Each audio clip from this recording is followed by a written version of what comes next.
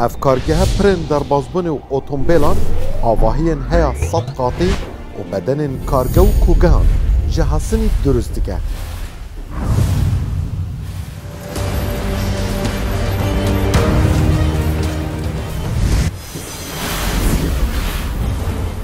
گروپا کارگهن آسنکار لحولیره دمیدین کردستان رو داغی دا بودید.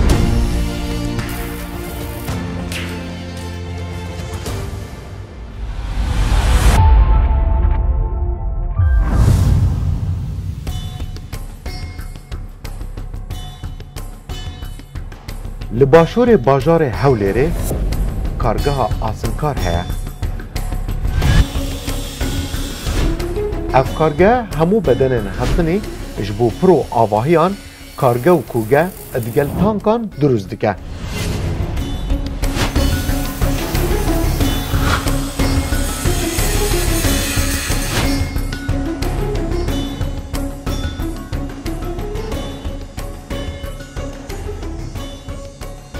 اف پارچهانه نزیکی 4 طنان گرانیا اوه پارچه اف پارچهانه جبو درست کرنا کارگاه که آسانی ادناوا به کارگاه داته تا درست کرن اف پارچهانه امتکاریم بیجین دشش دمجمیران دا بداوی تینن یعنی منتاج اوه خمو و لحیمه وی پیشی کنترول کردنه دچه بشه بویاغه و آماده دبه اف کارگاهانه آسانی که پارچان درست که بو کارگاه که درست کرنا آسانی او کارگاه لسر 18,000 متر دوجا او کارگاه هاتی آوا کرن 6 متران ام کاریم بجین فرهیا ویا 300 متران دریجه 33 متران بلنده نزیکی 1700 طن آسانی و بین کار اینان وجبو درست کرنا همو پارچن اوی کارگاهانی درست کرنا آسانی اف کارگاه دکاره دو ماهاندا همو پارچان آماده که بشینه اوی داره هیا اوی کارگاه درست بکن کارگاه آسان کار نبتنه اوان کارگاهان درست که اکو بدنوان بلکو پراچت که و آواهیان درست که هیا دیگه نزیکی 20 قاطان دکاره دو ساله که دا کامل بکه و خلیق بچت ناف دا افجا بینارین برنامه میدین کردستان گلمه بن اما ایکش مسترین کارگهن درست کرنا آسنی و پارچاوش بو بدن و پراو پرن در بازبونه و پرن دی و همو جوره که بدن آسنی بین درست کرن اف کارگه دستین گنجن مین کرد درست دکه دوی برنامه دا اما اوی کارگه جوارا بدن ناسین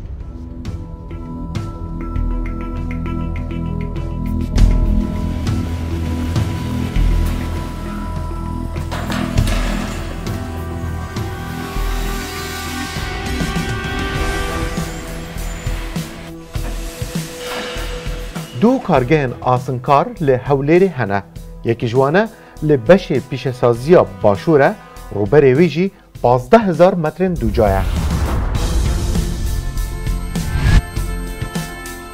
کارگاه دومیش ده سال 2021 آنده لنافچه پیشسازی تیمار لحولیری لسر روبر 30,000 متر دو جا هاتیه آوا کرن سالانه برهم هر دو کارگاهان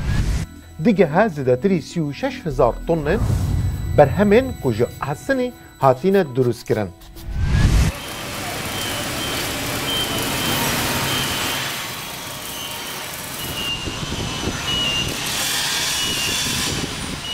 کمپانی آسنکار خوانی کارکانی آسنکار با برهمینانی هیکلی آسن ستیل استراکچر و برهمه زورکانی آسن کارکانی آسنکار او برهمانی که برهمیان دنه همان او برهمان نین که لکارکان دیکه دتوانی برهم بندره لبروی دزگاهکانی کارگی آسنکار هیتی جیاوازن و فوکسمان اما زیاتر لسر کاری کنکراو یعنی نشون لکارکان دی کنکری اما انجام بدن وکو قبه مولکان وکو پردی سیاره که به هرچ اندازک به هرچ سپانک یان بینای چند طابقی تا استا که ما 12 طابقی من انجام داوه بەڕاستی دوازدەی بەرزترمان نەکرێت تا نەخشەی 20 تابقێکشمان لەبەردەستە وەکو نەخشە لە نەجەف ئەفر لە کەربەلا بەڵام توان ینی لە بۆ ئاسن ینی شتێک نییە مەحدودیەتی هەبێت.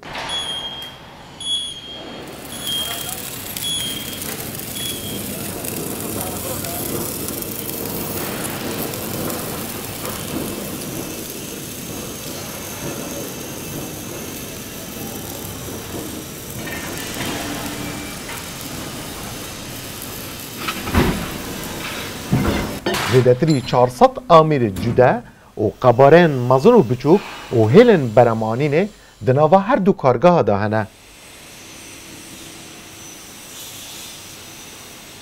هنگ جوان آمیرا بتن لکردستان و عراقی دی کارگاه آسنکار دا هنه میناوی آمیر خوارکنا پلیت مزن کو 12 متره و دیگل آمیر برینا پلیتن 16 متری کو پریا روبوتان کار دیگه.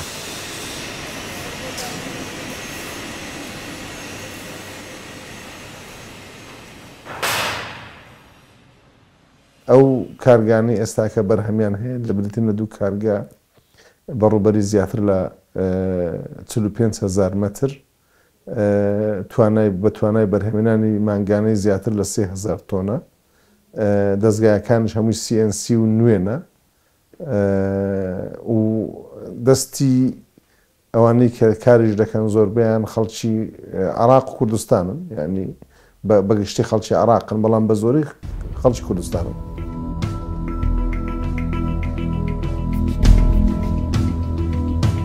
بۆ دروستبوونا بەدەنێ vê کارگەها بەرەمانîna şîşên Hesinê 7900 tonên Hesinî têda bi kar anîne û li ser rûberê 50,000 metrên duca ev kargeha hatiye avakirin.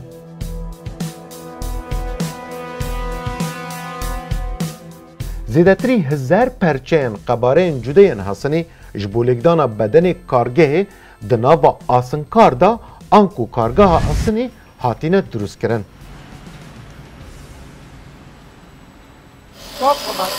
وما بحث بك ثقتك ترى بكار تانكر فايش تانكر اما ل 2021 كزانيمان اولای بەشمان ناکە طلبیەکانمان لەسەر زیاد بوو هەستمانکە دەبی گەورەتر و فراوانتری بکەین لۆی لێرە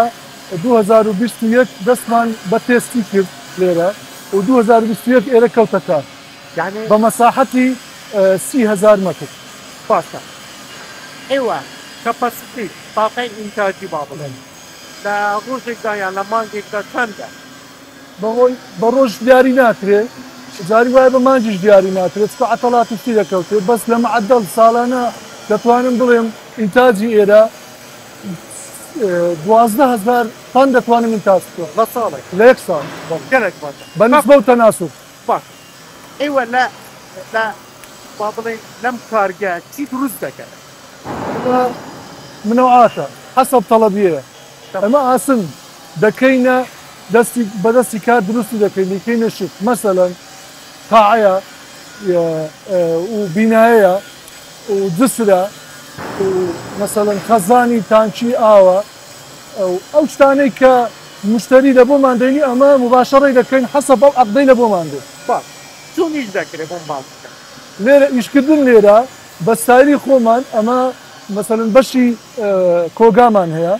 کۆگای پلێت و کۆگای شێلمان و دواتر بەشی بڕینمان هەیە دیسان بڕین شێلمان طبعاً بە مشارە بڕینی پلێت طبعاً بە پلازما و بە کەتینگە.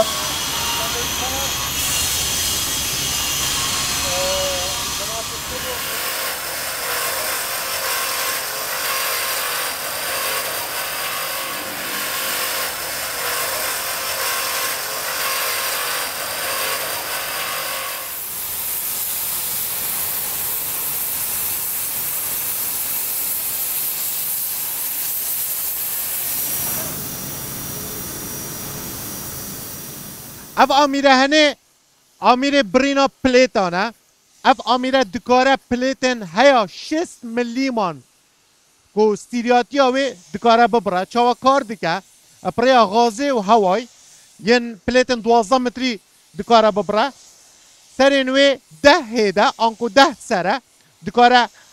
همو هفرا كار بكن ريا كار كرناوي ماني ولا يعني بدستي او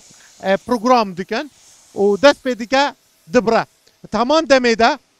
اميرا كيدن جيل فيريها ابريا كاربي وهواي كار ديكا جيراد بيجن بلازما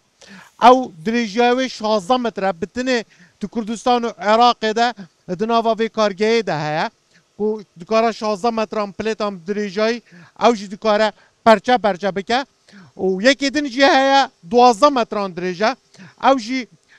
همان شوازي بلازما انكو بكاربي و هواي او جي دبرا بله اف هر دو آمرین جدانش وی آمری چونکه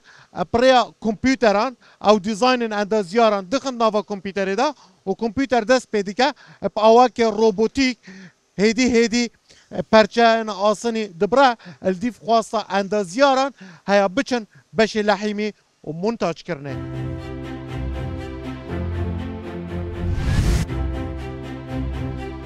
اف کارگاه درست کرنا کیبلین کاربیه بدنه و کارگهی جی 571 تن حسنی تیدا هاتینه بکار آنین. هولا کارگهی جی 27 متران پانه و 120 جی دریجه و 15 متران جی بلنده.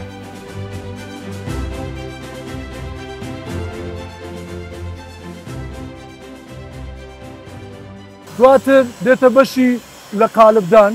قالب دەکرێت پێی دەڵێن مۆنتاژ دواتر لە دوو قالبدان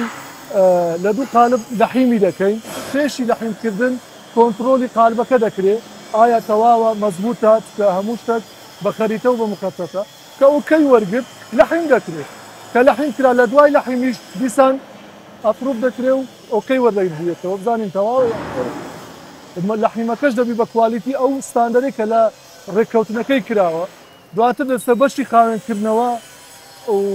دواتر دەستە بەشی سبووکردن و دواتر دەستە بەشی سەفتکردن و دواتر دەستە بەشی بارکردن دەستە شوێنەکە و بەستانی حتا بەستانیش بە خۆمان دەکەین حتا کابرا عەرضەکەمان دەداتێ ئەمە ئیشەکەی لە بۆ باشە تلێ من و بینەرن من خۆش بکە لە هەولێرێ و کوردستانی وەچ تێکرد ئەمە وەکو هەولێر ئەو دوسلانەی 160 مەتری ئەوی پەڕینەوە ئەوە بە خۆمان دروستمان ئەوە یەک ئەو دوسرەی سەر 100 مەتری کە دەکا بەرامبەر لەنگا ئەویش هەر ئەمە دروستمان وەکو بینایە قاعە مەسەڵەن معمەل کێبڵمان دروست کردیە لێرە جیرانی خۆشمانە کارگەی دروستکردنی معمەل شیش ئەویش هەری خۆی ڤانستی شەریکەی گەلیاوی هەری خۆمانە ئەوە ئێرە بە کاملی بە خۆمان دروستمان کرد ئەوە هەمووی بە خۆمان دروستمان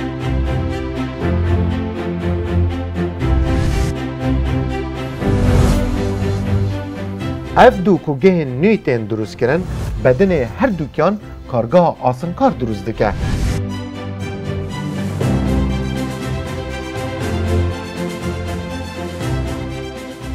1905 tonên hesinî bi kar anîne. Zêdetirî 2000 parçeyên xebarên cude yên hesinî wê bû bedenê wê bên bi kar anîn û lêkdan.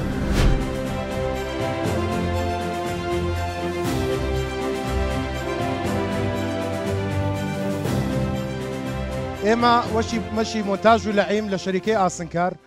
نەخشەکان دەکێشرێتەوە لەسەر داوای مشتری دێتە بەردەستیمە لە قالب دەکرێ مۆنتاژ دەکرێ ئەوجە دەستە بەردەستی لەعیمچی و لەعیمی دەکا و یەکسەر دەچێت بۆ بەشی سبوغ لە بەشی سبوغ سبوغەکانمان دیارە بە کوالێتێکی بەرزەوە سبوغی ئیپۆکسی و سبوغەکانی دیکە دەکرێ و دەنێردرێتە سەر مۆقعی بۆ بەستانی لە بەشی مۆنتاژی تقریبان 15 نەفەرمان هەیە کە هەر کەسە و بەردەستی خۆی لەگەڵا لە بەشی لەعیم تقریبان دەڕوا بۆ 30 لەعیمچیمان هەیە لەعیمەکەمان کامل CO2ە یعنی بە لەعیمی عادی تشکیل دەکەین بە لەعیمی CO2 لەعیم دەکرێ تقریبان 7 سبوغچیمان هەیە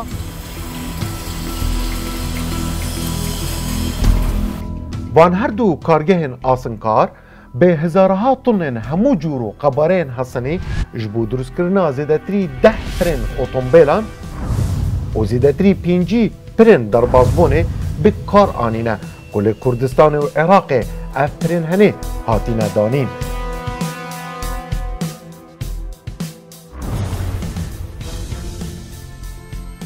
اف پارچین هندی بینن اوین هنه پرند بجنه پرن گانک وای آنکو پرن پریوچونه تایبت هاتینه درست کرن جبو مینا فاو لبصره هر پرکیجوانه نزیکی 20 حتی 27 متران درجه وشتانه که حتی 2 طن و نیوان گرانیاویه و مترکو 30 سانتیمتران فرهیاویه البش بویاغینه هاتینه بویاغ کرن با بویاغه که تایبت بویاغه نورمال 40 مایکرویه اف بویاغه بوا پراهاتیه بکار اینان 600 مایکروه دیجی آویه دیجی جنگاریه دیجی آگیریه دکاره برگیریا 100 سالم بکه و زیده ترجی دناوا اوی کارگه دا اف پرن هنش بو هر یکی کجمارا وان 12 3 روزان بکشاینه هیاب دست وانگنجان بین درست کرن.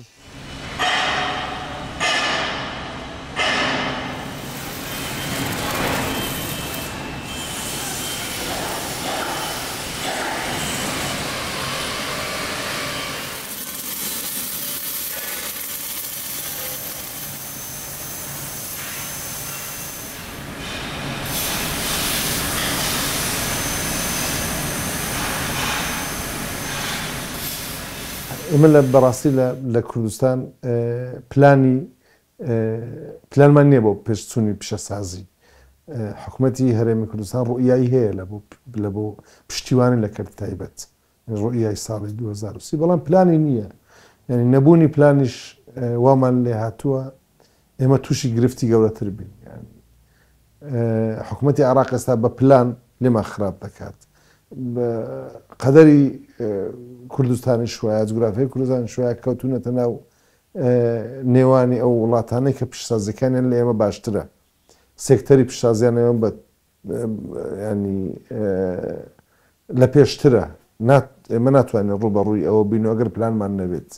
هیوادارن ئینشاڵڵا لە سەرانی ئایندا بە هاوکاری حکومەتی هەرێمی کوردستان بتوانین پلانێکی تۆکمەمان هەبێت بۆ استراتیژیەتی پیشەسازیمان بگەینە ئاستێک گەڕانەوەی تیان نەبێت ئینشاڵڵا. هەیانەها بە سەدان هەزار پارچەیان هەسەنی بێ کارگەهێ چێکردنە ئەوش بۆ دروستکردنا زێدەتری 2000 کوگەه و کارگەهان.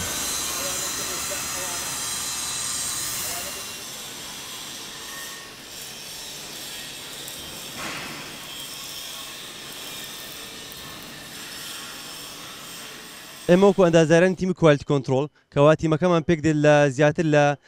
10 ئەندازیار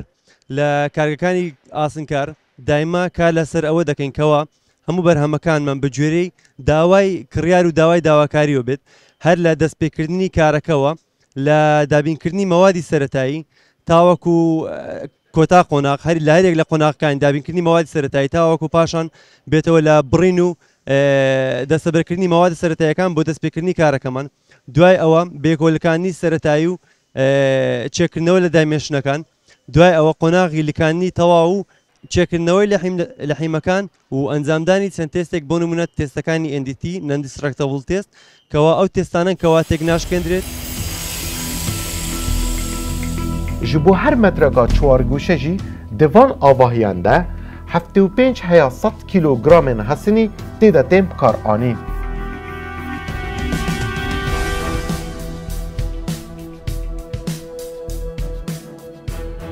ئێرە ئەمە ئەگەر بەکاملی ئیشکە نیشتی هەتا 250 نەفەر لێرە ئیش دەکات یعنی دەرفەت هەیە دەرفەتێ ئێستا 250 نەفەر کار بێ بکە ئەگەر کارم پول بی بەس ئەگەر مثلەن وەکو ئێستا ئەم ئێستا هەکە حەسەب پێویستیە مثلەن بەس لەم عەدەل ناگاتە پەنجای ئیش دەکات لەم عەدەل ئەوەی کە سابتە ئەوەی کە مەوجودە دایم لە گەرمە بەس ئەوەی کە مثلەن بە موقەت دێ مانگەک دێ دوو مانگ دێ دەی ڕواتەوە هەولێرەیە 170 کوردە 170 کوردە پێشترێ نا پێشترێ زۆربەی تورک و ئێرانی و بەگلادشی چوو لەبەرەوەی کوردەکەی خۆمان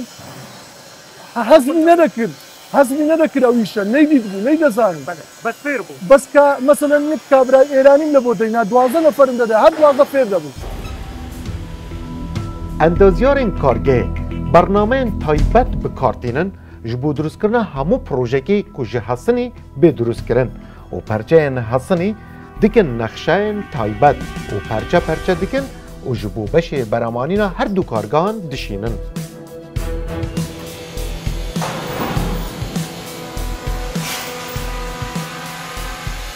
ئێمە وەکو ستافی دیزین کارگەکانی ئاسنکار دەستی بە دیزینکردنی هەموو جۆرە نەخش و پلانێکی ئاسنگەری لەسەر چاوی کڕیا کە بۆمان دێ جا کە بۆمان دێت چەند شێوەیەکە یان ئەوەتە دیزین کراوە بۆمان دێ ئێمە درەوینجی بۆەکەین یان ئەوەتە درەوینجیش کراوە دیزینش کراوە ئەمە بەس بۆی دروستەکەین یان ئەوەتە دیزینەکە و درەوینجەکەشی بۆ دەکەین بەڵام هەر کامێشیان بێ ئێمە چێکی خۆمان هەر دەکەینەوە لەبەرەوەی ئێمە بەرزترین کوالێتی ئیشمانە یەکەم جار دووەم جار کەمترین کات سێم جار کەمترین تێچوو کەوانە شەرت و شروتی کۆمپانیا ئاسنکارە لەوە بەرنامەکان چە بەرنامەیەکمانەیە یەک لەوانە بۆ دیزینەکان ئیتابسمانەیە ڕۆبۆتمانەیە سابمان هەیە بۆ دیزانەکە بۆ درۆنگەکان تێکلامانەیە یەک لە بەرنامەکانە کە بەکارێنین سیلەلڤانلیسمانەیە کە بەکاردێنین و چێکی بێدەکەینەوە وەکو نمونە ئەگە پێشانتان دەم یەک لە نمونونەکان خەیتێکمان هەیە بەم شێوەیە کە ئەمە درەوینگەکەی بۆ کراوە کەمە حازرە دێتە لای ئێمە جارێ پێشەموو شتێک دەبێت چێکەینەوە بزان ئەم وادەی بەکاردێ و ئەو دیزینە و ئەو لۆدەی قوبوردەکەیانە و کەواتە ئەو شوێنە لەوانەیە شوێنێکبی بەفریش زۆر بێ لەوانێ بای هەبێ لەوانەیە بوومەلەرزەی هەبێ ئەوانە هەموو چێکردن و شتی خۆی بۆ دەکرێت ئینجا دەیکرد. پلانا vê kargehê ew e di van nêzîkan de kargeheka robotîk fol otomاتîk durust bike.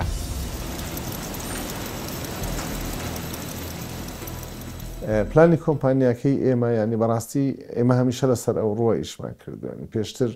ینی هەر کاتێک ینی کە دەستگاکانمان چاک دەکەینەوە تامیریان دەکەینەوە بیری لە 10 ساڵی ئایندە دەکەینەوە ینی هەر 10 ساڵ جارێک ئەمە ئەبدێتی ئیشکاری خۆمان دەکەینەوە ئینشاڵڵە بۆ چەند ساڵی ئایندە بەڕاستی بە نیازین زیاتر ئیسیفادە لە ڕۆبۆت بکەین ینی ئیسیفادە لەو دەستگایانە بکەین کە پێشتر ئیشی پێ نەکراوە لێرانە و ئیشاڵڵە خوتمەشمان هاویشتووە بەڵام جارێ نەگەیشتیتە پراکتیزەکردن.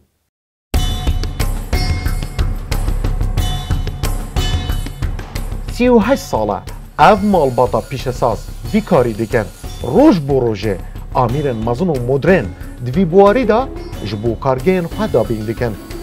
Ew yekemin di vî karî de lê dixwazin projeyên xizmetguzarî mîna pirên dirêj û mezin li tevaya Kurdistan û Iraqê ew durust bikin. Ev jî Made in Kurdistan e anku li Kurdistanê hatiye durustkirin.